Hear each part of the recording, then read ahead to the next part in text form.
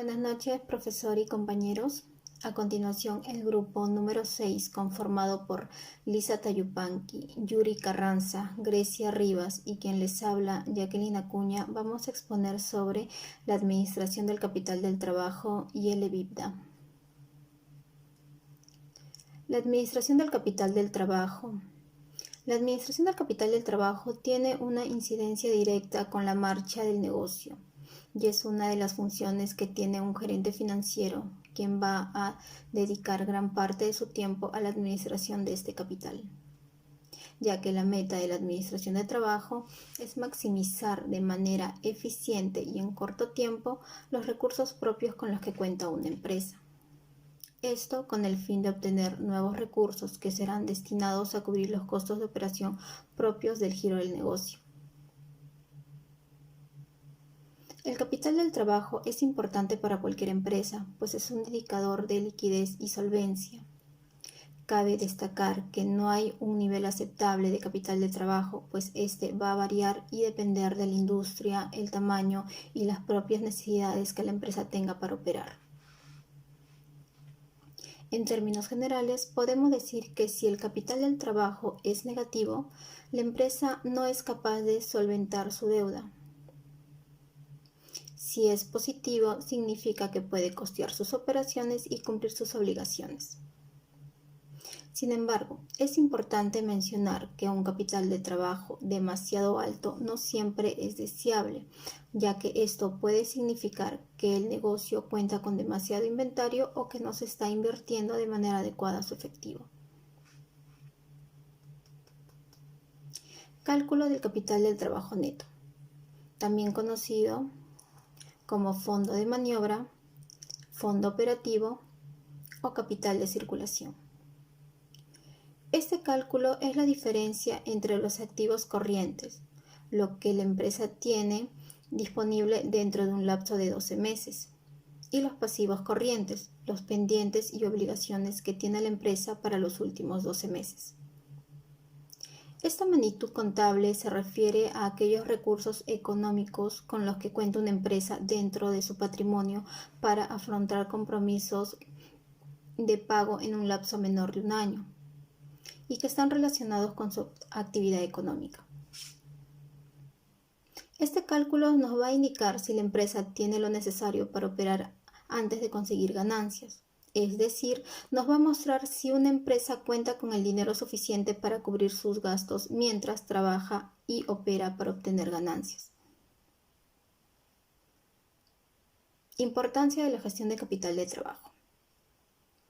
Es vital para la salud de una empresa conocer la importancia que tiene el capital de trabajo, pues nos dará a conocer el potencial que tiene nuestra empresa para poder solventar, ya que nos dará una mirada más clara sobre su eficiencia operativa y en caso de que se requiera realizar una inversión o gastos mayores, se debe conocer el capital con el que cuenta la empresa. Es vital para las emergencias, ya que ayudará a mantener un margen de seguridad contra las pérdidas imprevistas. Solventa deudas a corto plazo, pues cubre las necesidades que tiene la empresa para satisfacer sus deudas con sus respectivos vencimientos.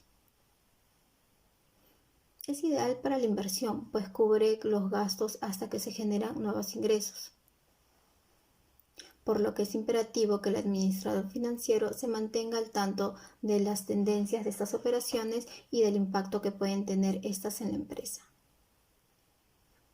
Atrae inversores. Contar con un buen manejo del capital de trabajo nos facilitará el acceso a nuevos acreedores. Razones por las que una empresa puede requerir capital de trabajo adicional. Las diferencias estacionales en el flujo de caja son situaciones que se dan muy a menudo en las empresas, pues estas pueden necesitar de capital adicional para prepararse durante algunas temporadas donde el ingreso del capital disminuya. De esta manera, mantener la empresa funcionando cuando hay menos dinero ingresando. Casi todas las empresas tendrán momentos en los que se necesitará capital de trabajo adicional para financiar alguna de sus obligaciones, como es el pago de los impuestos, las obligaciones con los proveedores, el pago de la planilla de los sueldos de los empleados,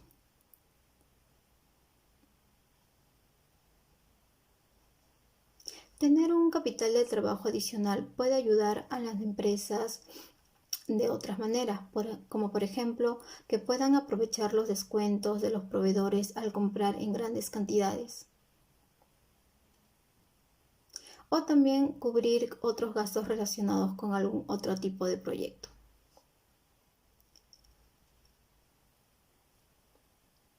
Componentes del capital del trabajo. Uno de los componentes del capital del trabajo es el activo corriente.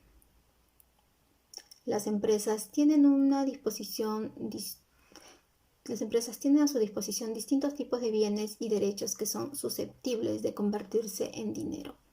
Si la capacidad de estos bienes y derechos para transformarse en dinero líquido puede hacerse efectiva en un plazo inferior a 12 meses, entonces nos referimos a activos corrientes.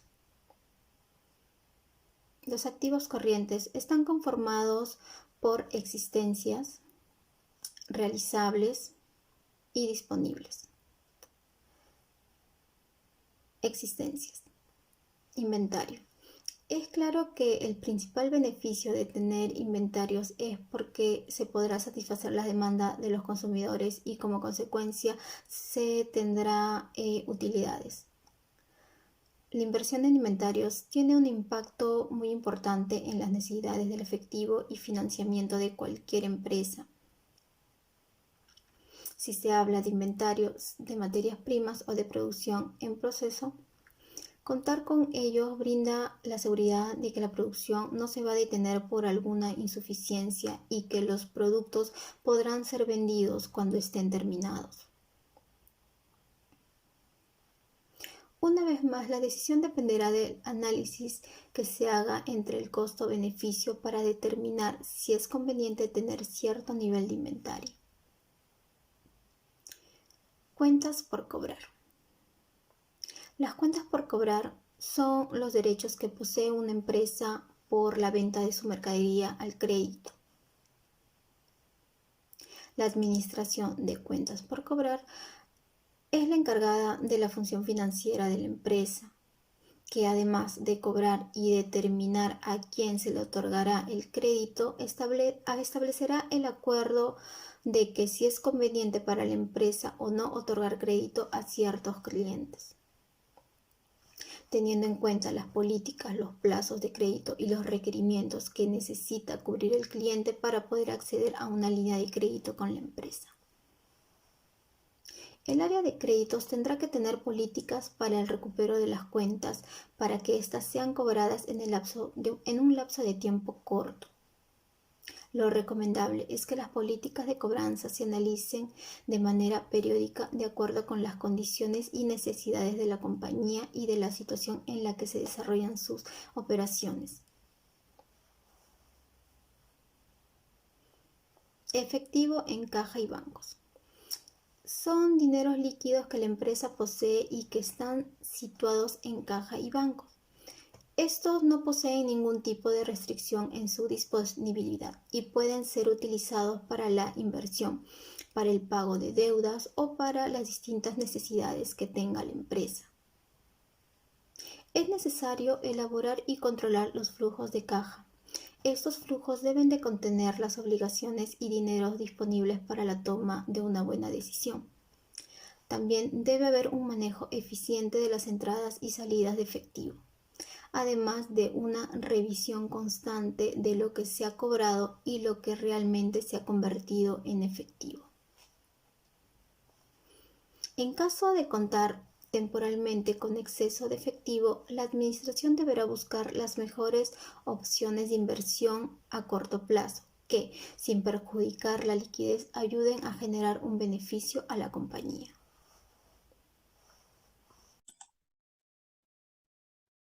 Muy buenas noches, profesor. Mi nombre es Liz Lorena. Prosiguiendo con la exposición, vamos a hablar de los componentes de capital de trabajo, específicamente por el pasivo corriente. ¿Qué son los pasivos corrientes?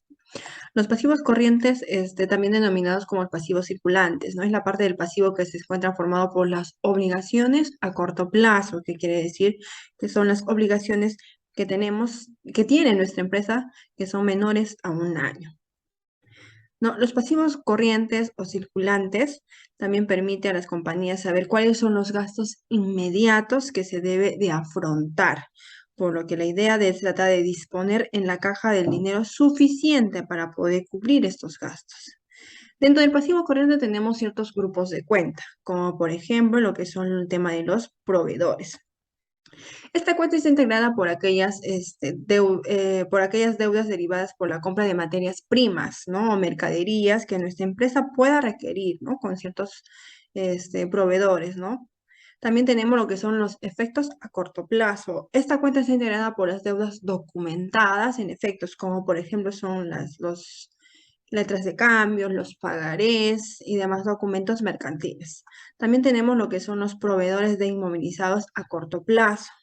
Esta cuenta está integrada por las deudas contraídas por las adquisiciones de inmovilizados. En este caso puede ser algún bien, ¿no? También tenemos lo que son las remuneraciones pendientes de pago. Son las cuentas integradas por aquellas remuneraciones que la empresa tiene que cumplir, ¿no? Como por ejemplo el pago de las planillas. También tenemos lo que son los impuestos. Corresponde al porcentaje de los precios de la venta que se cobra a los clientes, como por ejemplo son lo que son los tributos, ¿no? Y la cual tenemos que pagar sí o sí. Otro punto que tenemos son la interpretación de los resultados del capital de trabajo. Y debemos tener en cuenta que toda la información valiosa que se tiene que calcular el capital de trabajo neto o llamado también el fondo de maniobra, el FM, sobre la empresa y su estabilidad. Esto nos será de mucha gran ayuda porque nos ayuda a evaluar la rentabilidad y además de ello también lo que es el tema de la liquidez y la rotación que está manejando nuestra empresa. Acá como podemos visualizar en los cuadros, tenemos por ejemplo en el primer punto, cuando nuestro fondo de maniobra es mayor a cero, nuestra situación de equilibrio de la empresa se encuentra estable. Cuando, por ejemplo, nuestro fondo de maniobra está igual a cero, estamos corriendo un cierto riesgo financiero, ¿no? Y cuando nuestro fondo de maniobra se encuentra por debajo de cero, así tenemos un desequilibrio financiero, ¿no? Nuestra empresa puede estar corriendo un riesgo. También tenemos lo que es el ciclo operativo del capital de trabajo. Es el proceso por el que pasa una compañía industrial en promedio desde que compra la materia prima hasta que lo vende, ¿no? Entonces, aquí adjuntamos un cuadro, por ejemplo, en cuando compra la mercadería, tenemos el periodo de conversión, que son 45 días, la venta del inventario, también tenemos lo que es el tema de cómo hacer los cobros en efectivo, el periodo de conversión, por último también tenemos el efecto de pago, ¿no? Nuestras obligaciones que contraemos debemos de asumirlas. Otro punto que tenemos aquí es el ciclo de conversión de efectivo. Es el periodo en el que cada unidad monetaria invertida para el proceso de producción se tiene que recuperar, porque el fin de una empresa siempre es recuperar lo que ha invertido y tener ganancias, ¿no? Mide el tiempo desde el desembolso que tenemos desde la adquisición de la materia prima o de los insumos hasta la percepción de los ingresos por las ventas. Es decir, el ciclo de efectivo es un lapso usualmente lo damos en días o en meses que transcurren desde que la empresa realiza el pago de la materia prima. Tenemos también lo que es el tema de los ratios financieros. Los ratios financieros son los índices, razón o relación que expresan el valor de la gran magnitud en función de otra y se obtienen dividiendo de un valor por otro, ¿no? Entonces, la finalidad de los ratios financieros es indicarnos el tema o evaluar ciertos puntos de nuestra empresa, ¿no? Por ejemplo, tenemos lo que es lo que es el ratio de liquidez. El ratio de liquidez mide la capacidad que tiene la empresa para hacer frente a sus deudas a corto plazo, es decir, la capacidad que la empresa tiene para conseguir el efectivo, ¿no? Y responder con sus obligaciones en corto plazo. También tenemos lo que son los ratios de solvencia financiera. Estas son las que miden la capacidad de una empresa para hacer frente a sus obligaciones de pago. Es decir, si una empresa tuviese que pagar todas sus deudas en un momento dado, determina si tendría activos para hacer frente a estos pagos. También tenemos lo que son los ratios de rentabilidad. Comprende un conjunto de indicadores y medidas cuya finalidad es diagnosticar si una empresa genera ingresos suficientes para cubrir sus costos y poder remunerar a sus propietarios, inversionistas, a sus trabajadores, etc.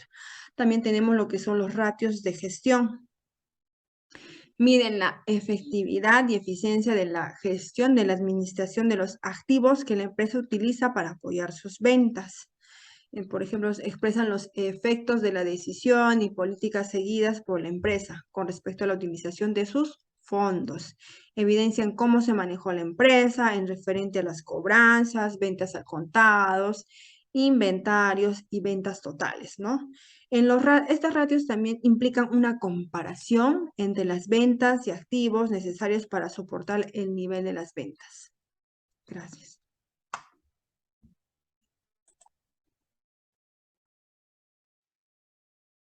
Buenas noches, profesor. En este caso yo les explicaré sobre el EBITDA. Según nuestra investigación realizada, hemos tomado varios autores, como por ejemplo Julio Gomati y lo que es Sergio Bravo Orellana también. Por ejemplo, el primero es vicepresidente de la Asociación de Contadores Expertos de España y nos indica que el EBITDA es un indicador financiero que nos va a mostrar la capacidad de la empresa a la hora de generar los beneficios, ¿no? Este indicador financiero, que es el EBITDA, es también conocido como resultado bruto de la explotación. ¿Qué quiere decir? Antes de nosotros poder deducir los gastos financieros. Llámese gastos financieros lo que son los intereses por las deudas contraídas de la empresa, lo que son los impuestos propios del negocio, las depreciaciones propias de y lo que son las amortizaciones por las inversiones también.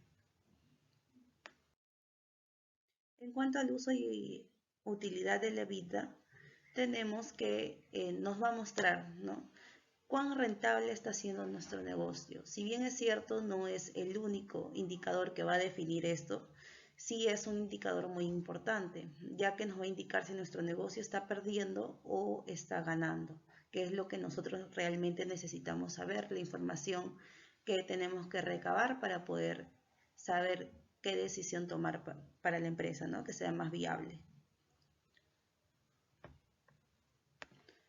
Estos estudios son basados de acuerdo a lo que es el detalle de los estados financieros, ¿no?, que son según la norma aplicable vigente, obviamente. ¿Qué debemos tomar en cuenta para que pueda pertenecer a la EBITDA lo que son nuestros resultados? Que su actividad sustancial sean de los ingresos es decir, de la fuente ordinaria de la empresa. Debe definitivamente permanecer a las actividades fijas de explotación. Debemos tomar en cuenta también que debemos excluir lo que es el capital fijo. No lo debemos considerar dentro del EBITDA. Los pasos para el cálculo Para lo que es el cálculo de la EBITDA debemos seguir 3 pasos fundamentales, que es primero fijar nuestra base imponible. ¿Qué es lo que debemos agregar a nuestra base imponible? Los intereses, los pagos por estos intereses, lo que son las depreciaciones y las amortizaciones también. Todo ello es fundamental para poder proceder con el siguiente paso. Ante ello debemos hacer hincapié de que no debemos lo que son incluir ganancias extranjeras, ni tampoco considerar los ingresos por los dividendos, que es un punto muy importante, el cual no debemos considerar dentro de nuestra EBITDA. Una vez realizado este paso, vamos a seguir con el siguiente, el cual indica que debemos aplicar el ratio fijo, pero para ello primero tener determinado nuestro monto de la EBITDA. ¿Por qué? Porque esto nos va a indicar un monto máximo de los gastos que la empresa va a deducir. Luego, como pueden observar en el cuadro, debemos comparar. ¿En qué vamos a hacer un versus? En lo que es la comparación del gasto por interés versus el gasto de interés real. A todo ello vamos a proceder realizando la suma de las cantidades de las provisiones y de los ingresos totales. para poder así tener nuestro resultado. Ante ello también debemos considerar lo que son las amortizaciones de los activos, ¿no? Y a todo ello que son los ingresos totales le vamos a descontar los gastos operativos, como son los costos de personal, las compras, la luz, la publicidad. En cuanto a los costos no operativos, también tenemos que descontarlos, que son los incendios, etcétera. ¿En qué vamos a basar nuestro resultado final? El EBITDA resulta del cálculo final de la explotación de la empresa, excluyendo lo que son los gastos financieros definitivamente, los cuales ya explicamos, que son los intereses, impuestos, amortizaciones y depreciaciones. Ahora vamos a seguir con la siguiente diapositiva.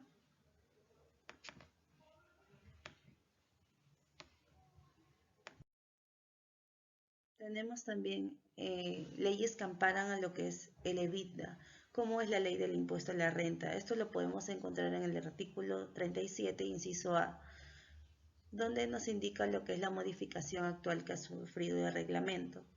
En cuanto a las disposiciones legales, con la deducción de gastos por los intereses al 30% del EBITDA del ejercicio anterior.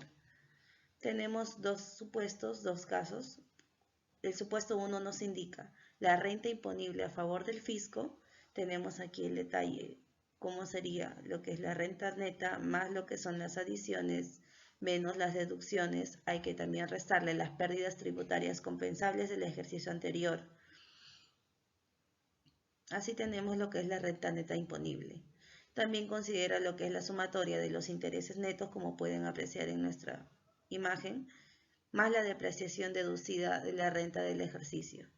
Las amortizaciones también son consideradas amortización deducida por la renta del ejercicio. Y el EBITDA tiene un límite para reducir, como ya lo habíamos recalcado, del 30% en base al ejercicio anterior. Ahora vamos a presentar el supuesto 2, que es el siguiente caso. En este caso tenemos a lo que es la propuesta: sin renta imponible o habiendo renta neta, las pérdidas compensables anteriores serán iguales o mayores. Tenemos aquí el detalle para la consideración de lo que es la modificación en la nueva ley que indicamos, según la ley del impuesto a la renta. En este sentido, ¿cómo actuó el Estado? ¿Qué cambios sufrió el EBITDA en estos más de 2 años de pandemia? Lo que es debido al contexto actual, que es el COVID-19. Entonces nos vamos a basar en que en el EBITDA tributario, en el contexto actual de la pandemia, ¿no? El Estado promovió lo que fue su programa principal, que fue Reactiva Perú, que fue ofreciendo el ofrecimiento a las empresas, pequeñas, medianas empresas, de lo que son préstamos garantizados por el Estado, a fin de que sigan circulando en el mercado, de que se siga viendo lo que es la negociación, ya que muchas empresas quebraron, muchas pequeñas empresas cerraron. Esto afectó en gran consideración lo que es la economía peruana, ¿no? Que no permite que vaya circulando el flujo normal. Para ello se ayudaba a todas las empresas que necesitan lo que es el financiamiento para que puedan seguir con la continuidad de su negocio, ¿no? Y no cierren como tantas empresas lo hicieron durante estos 2 años de la pandemia, ya que estas empresas quebraron, no podían rentabilizar sus negocios, no tenían lo que eran ganancias, subsistían lo que son, en la gran mayoría, las pérdidas que terminaron con lo que es el despido de su personal, la venta de sus activos, el no poder pagar, sustentar lo que es sus alquileres, también los gastos básicos de luz, agua, las multas también que tuvieron por no cumplir con estos pagos en el periodo indicado, ¿no? Esto nos muestra lo que es el cambio que sufrió el EBITDA o la alteración por el COVID-19. En cuanto a nuestra investigación, también agregamos lo que son la información que fue súper interesante, lo que fueron los tweets de ciertas organizaciones, ciertas personas expertas en el tema de la materia del EBITDA, que nos indicaron exactos momentos e información muy relevante acerca de lo que está pasando actualmente en nuestro país, ¿no? De lo que está pasando actualmente, de lo que pasó anteriormente también y de lo que conlleva todo eso, ¿no? Por ejemplo, tenemos a lo que es constructivo web, que nos indica que hubo un crecimiento respecto al 2020 en cuanto a que a las ventas de Cider Perú. Tenemos un 105% mayor respecto al año 2020. Eso es muy bueno porque hay un crecimiento. Se ve el resultado de todo lo promovido, por ejemplo, por el programa de Reactiva Perú, por el financiamiento y respaldo del Estado. Ese es uno de los ejemplos. Tenemos también Alicorp. Alicorp tiene, en este caso, Daniel Antonio nos indica que hay una reducción del 11.8% en lo que es en su EBITDA. ¿Por qué? Esto es por las compras que se generó en Bolivia. A pesar de que Alicorp nos muestra que durante el 2018 tuvo un gran crecimiento, su facturación bajó 0,9 puntos porcentuales respecto al año anterior, ¿no? Aquí nos indica entonces qué es lo que nos muestra, que no siempre el resultado va a estar acorde o no siempre el que un indicador tenga un punto más nos va a mostrar que ese en sí es el resultado de la empresa, ¿no? Porque ya vemos cómo ha afectado las compras extranjeras, en este caso, Alicorp.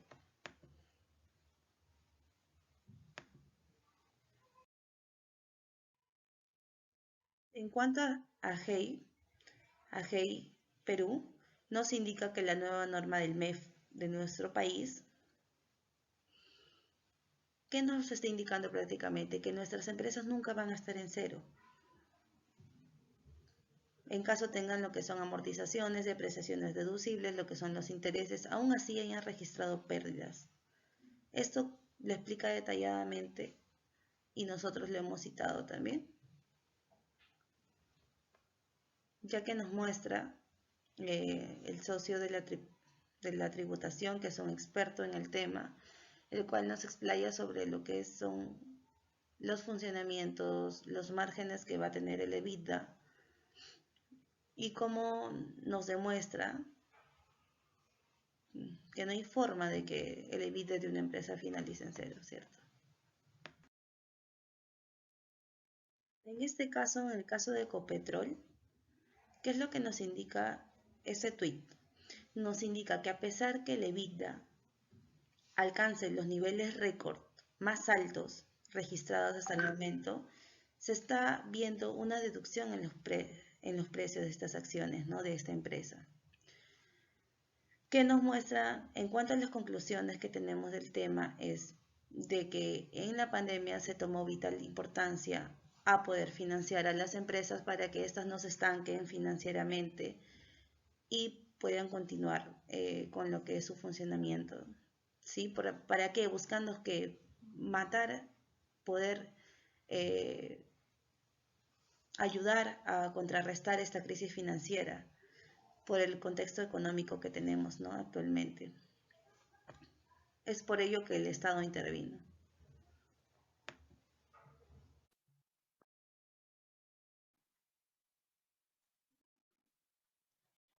Buenas noches a todos, mi nombre es Yuri Carranza. En esta ocasión les presentaré el caso acerca de la aplicación que tiene el Evita.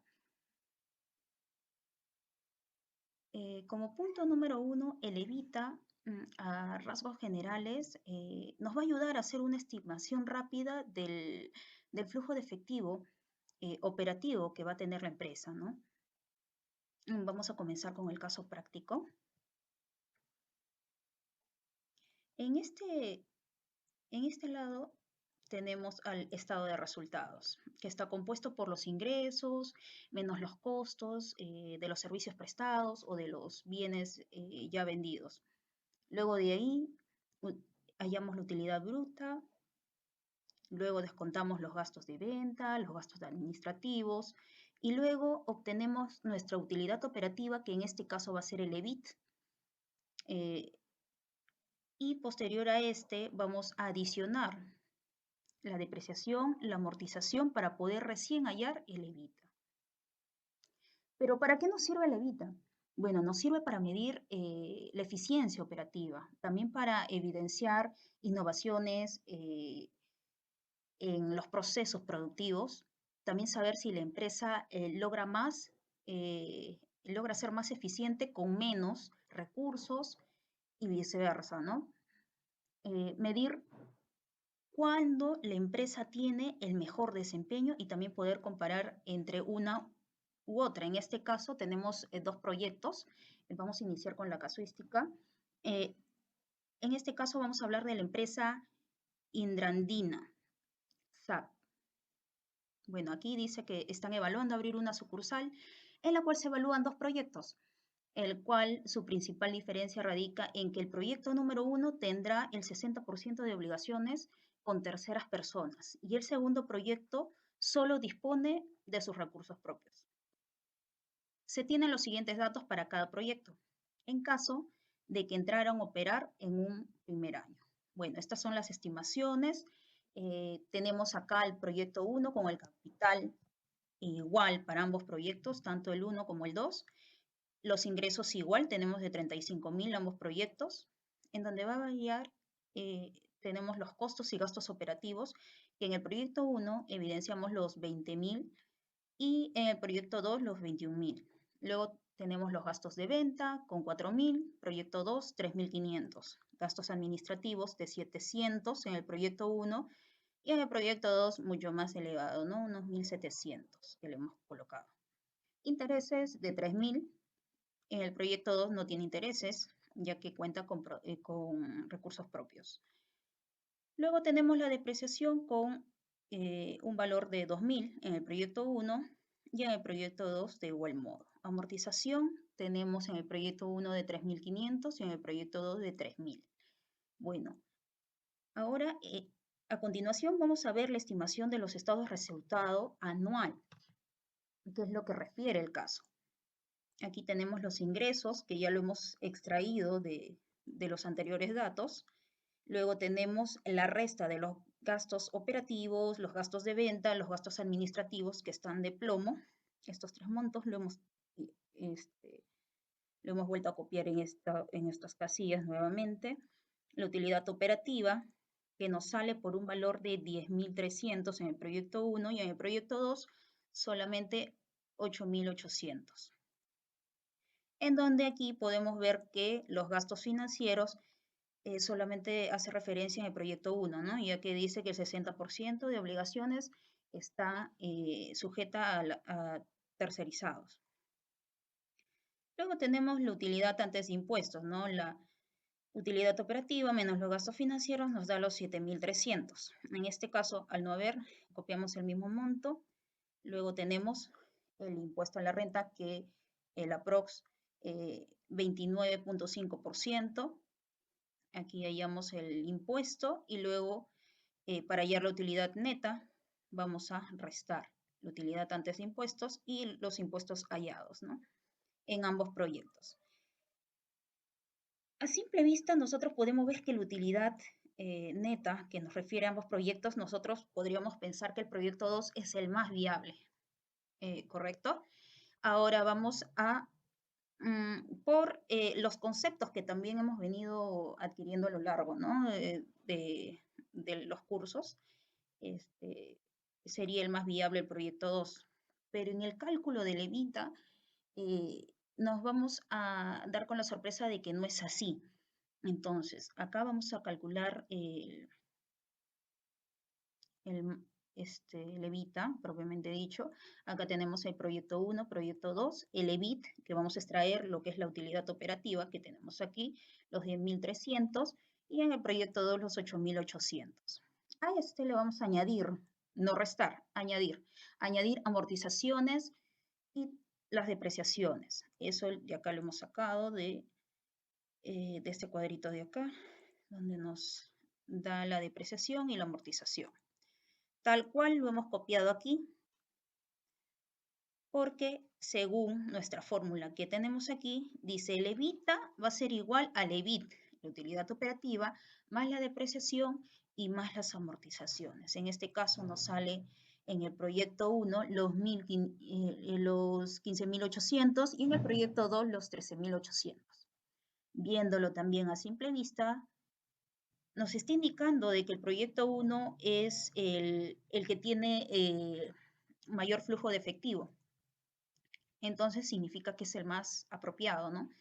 El, que es más eficiente. Pero también tenemos otro margen que también es muy importante, ya que es un ratio que nos ayuda a medir también la eficiencia. Pero no solamente tomamos en cuenta este tipo de ratios, sino también otros ratios adicionales que también ya hemos visto con el profesor, la que nos mide el ratio de liquidez y todos los demás ya mencionados en clase. Entonces, no podemos guiarnos tan solo por este margen, va a necesitar otro tipo de ratios para nosotros poder medir qué tan solvente, qué tanta liquidez, cómo está su endeudamiento y todo ello vamos a poderlo ver con los distintos ratios ya, que ya nos han enseñado, ¿no? Ahora, ¿qué nos dice, en el caso de Perú, qué nos dicen las normas tributarias? Bueno, en este caso, estas normas tributarias salieron en el 2021 y vamos a resaltar ciertos puntos importantes que se están tomando en cuenta aquí en Perú. En el artículo 37 de la Ley del Impuesto a la Renta, nos indica que no son deducibles los intereses netos, en parte de que éstas no excedan el 30% del EBITDA del ejercicio anterior. Ese es punto número 1. Otro también nos dice no exceder el límite antes señalado, por ser adicionados aquellos correspondientes a los 4 ejercicios inmediatos siguientes, quedando sujeto al límite conforme a lo que establezca el reglamento. Ahora, esto nos dice que si nosotros generamos, en este caso, a ver, déjame ver, si nosotros generamos o nos pide reparar si excedemos el EBITDA, nosotros tenemos 4 ejercicios inmediatos. Por ejemplo, si yo en el EBITDA, ahora en el 2022, tengo que reparar parte del EBITDA porque me excedía los 30%, entonces yo tengo 4 ejercicios, o sea, tengo 4 años siguientes para yo poder reconocer esa reparación. Ahora, el límite que refiere el numeral anterior no aplica ¿a quiénes? Entonces, a los contribuyentes cuyos ingresos netos en el ejercicio gravable sean menores o iguales a los 2.500 UIT. Entonces, eso para ellos no aplica. Si yo pasé a 3.500 UIT, pues no tendría que, a ver, dice ingresos gravables menores o iguales a, no van a aplicar. O sea que yo paso de estas UITs, yo tengo que aplicar el EBITDA correspondiente, solo que el tributario. Entonces, siguiendo con el siguiente caso, tenemos acá una simulación.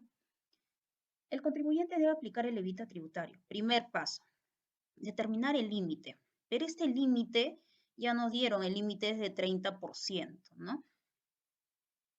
Estos datos que ven aquí, que son simulados, ¿no?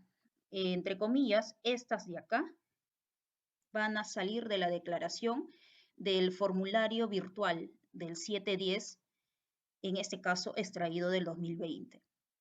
Entonces, ¿qué tenemos aquí? Renta neta, luego de compensada la pérdida, que nos va a salir ese cuadrito, nos va a salir en ese formulario. Entonces, eso lo hemos transcribido aquí, entre comillas, con ciertos valores. Entonces, acá como renta neta, 20.000. En depreciación, la tributaria, más no la que nosotros tomamos en cuenta en los balances contables, ¿no? Eso no, en nuestros libros contables. Bueno, acá en depreciación tenemos los 5.000. En este caso, amortización no tenemos. Los intereses netos tenemos 1.000 aquí. El evita tributario viene a ser la suma de todos estos. No nos va a permitir negativo si es que acá vamos a colocar como normalmente estamos acostumbrados a restar la depreciación, la amortización, no. Aquí en el formulario no nos va a permitir ingresar montos negativos. Por lo tanto, siempre vamos a tener que colocar los montos ya deducibles, ¿no? En el formulario virtual. Ahora, tenemos acá el interés neto. El interés neto se calcula por los gastos por intereses deducibles menos los ingresos por intereses grabados. Esto de aquí tiene que ser deducido por la SUNAT. Entonces, desde este formulario nosotros vamos a poder extraer ese interés neto, que son los 1.000 que tenemos aquí. Entonces, según las leyes tributarias, acá tenemos que el evita tiene que sacarse el 30%, ¿no? Entonces aquí sacamos el 30% y nos sale los 7.800. Ahora, aquí, esto es con respecto al 2020, o sea, cada evita que nos, por ejemplo, si yo voy a querer realizar el evita el año, ahora que estamos 2022, entonces voy a tener que extraer la información para hallar el evita del 2021, más no los datos actuales. Por eso en este caso, entre comillas, estamos en el 2021, entonces aquí tenemos el escenario 1 en ventas, nos indica que tenemos 150.000. Los costos de ventas tenemos los 48.000 que son restados y luego tenemos la utilidad bruta de los 102.000. Luego se restan los gastos administrativos como normalmente lo estamos viendo. Luego aquí vemos la depreciación también que se resta, la utilidad de operación. Ya viene a ser la sumatoria de la utilidad bruta menos los gastos, ¿no? Y las depreciaciones. Aquí se ha tomado en cuenta la diferencia de cambio que en algunos estados son tomados en cuenta y son visibles, ¿no? Siempre que sea neta. Acá tenemos intereses netos por efectos tributarios, que es el gasto por interés deducible menos el ingreso por intereses grabados. Eso nos da los 2.000 que tenemos aquí. Luego, utilidad antes de impuesto, igual. Utilidad de operación, menos la diferencia del cambio, ¿no? Que hemos colocado ahí. Esto de aquí nos va a servir en la determinación del impuesto a la renta. O sea, la utilidad contable, tenemos aquí la que acabamos de hallar, los 83.000 soles. Luego tenemos por ahí una multa de SUNAT que suman los 1.400, el exceso de gasto de boleta de ventas que por ahí hemos tenido, los 1.800. Y luego, la pregunta sería, ¿debo reparar por aplicación del evita? Bueno, los intereses que nos habían salido son 2.000. Entonces vamos a comparar al límite del evita, ¿no? Es sacando ya el 30%, ¿no? Que es el límite según la ley tributaria, que son acá los 7.800. Entonces, ¿debo reparar por aplicación del evita? Pues según nos indica no, porque no superé el límite de los 30%, o sea, los 7.800, mientras que 2.000 es inferior a este, por lo tanto, no hago reparación y sigo sacando la renta imponible, los 86, ahí está la suma de todo ello, y aplico los 29.50%, que es el impuesto a la renta por el año 2021. Ahora, en este escenario tenemos lo contrario, para poder disipar las dudas con respecto, ¿y qué pasa si es al inversa, no? Bueno, tenemos casi los mismos montos aquí, el único que hemos variado son los intereses netos, que son los 9.000. Acá nos va a dar una utilidad antes de impuesto de 76.000. Bueno, Tenemos igual la multa de SUNAT, que por ahí se nos puede generar, exceso de gastos de boleta. Aquí, la misma pregunta, ¿debo reparar por la aplicación del Evita? Entonces, tenemos el límite del Evita, que ya lo hemos visto, los 7.800. El interés neto son los 9.000 por efecto tributario, ¿no? Que es los gastos por intereses deducibles menos ingresos por intereses grabados. Entonces, aquí, como ya superó el límite de Evita, entonces aquí sí se va a aplicar la reparación, porque sí superé el límite basado en las leyes tributarias. Entonces, determinadas, por ende, es determinada por la información del año anterior. Si estamos en el 2021, entonces estamos sacando el Evita del año 2020. Entonces, acá vamos a registrar la diferencia de estos dos, ¿no? Esa es la reparación que tenemos que pagar, los 1.200. Luego viene la renta imponible, que son los 79.200, ¿no? Restando. Y aquí tendríamos que añadir este monto, en todo caso que lo estamos pagando, ¿no? Y el impuesto a la renta sería aplicando, ¿no? Los 29.5% y ese vendría a ser mi impuesto a la renta del 2021. Entonces, recordando, podemos decir que se permite deducir los intereses netos 2021 en ejercicios futuros, pero considerando un máximo de 4 ejercicios inmediatos siguientes, teniendo en cuenta que no exceda el 30% del Evita del ejercicio en que se está aplicando. Ahora, para concluir,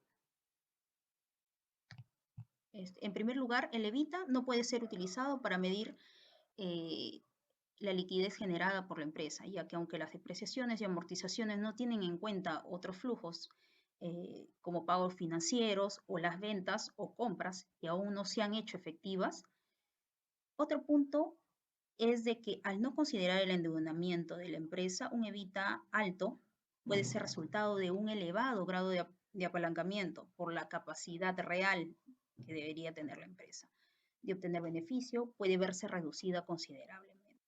Al eliminar las amortizaciones producidas, no se tienen en cuenta las inversiones producidas y realizadas para mantener la actividad del negocio, ni en el pasado ni en este periodo actual. Entonces, el Evita por sí solo no es suficiente para determinar un proyecto si es o no rentable, sino que se debe de evaluar junto con otros indicadores que evalúan otros aspectos sensibles de un proyecto, ¿no? Eso es todo con respecto a este caso tan interesante y actual y controversial que tenemos ahora en el Perú. Buenas noches.